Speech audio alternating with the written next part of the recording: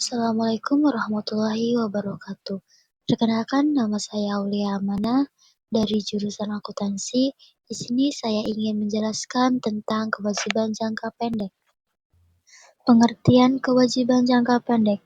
Liabilitas jangka pendek adalah kewajiban atau utang perusahaan kepada pihak ketiga yang jatuh tempo atau harus dilunasi dalam waktu kurang atau sama dengan 1 tahun, atau dalam siklus operasi normal perusahaan, biasanya menggunakan harta lancar atau current asset. Menurut SAK Etap I 2009 halaman 172, liabilitas atau obligation kini entitas yang timbul dari peristiwa lalu. Penyelesaiannya diharapkan mengakibatkan arus keluar dari sumber daya entitas yang mengandung manfaat ekonomi.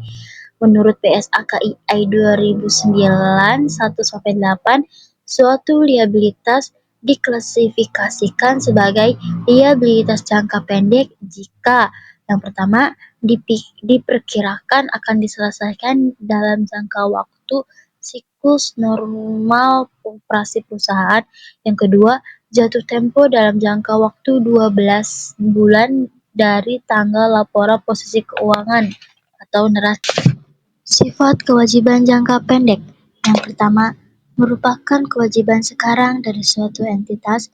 Yang kedua, timbul atau diakibatkan dari peristiwa masa lalu. Yang ketiga, penyelesaiannya akan mengakibatkan pengeluaran sumber daya entitas.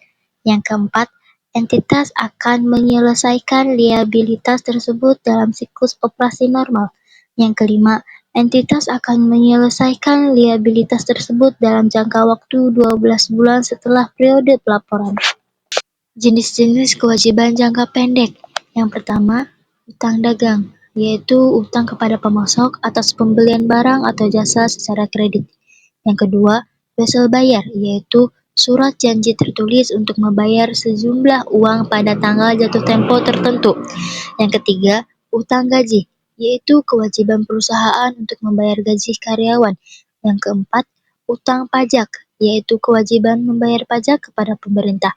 Kelima, utang lain-lain, utang yang tidak termasuk dalam kategori di atas, misalnya utang biaya, utang pendapatan di muka.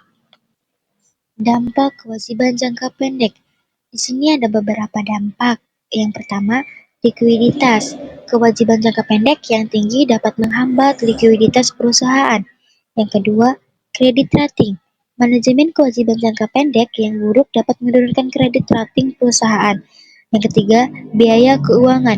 Bunga yang harus dibayar atas utang jangka pendek dapat meningkatkan biaya keuangan perusahaan. Analisis kewajiban jangka pendek. Di sini ada 3, yaitu rasio lancar. Rasio lancar ini dia untuk mengukur kemampuan perusahaan membayar kewajiban jangka pendek dengan hasil lancar. Utang terhadap aset, yaitu menunjukkan proporsi aset yang dibiayai oleh utang jangka pendek. Dan analisis tren, dia membandingkan kewajiban jangka pendek dari periode ke periode untuk melihat tren.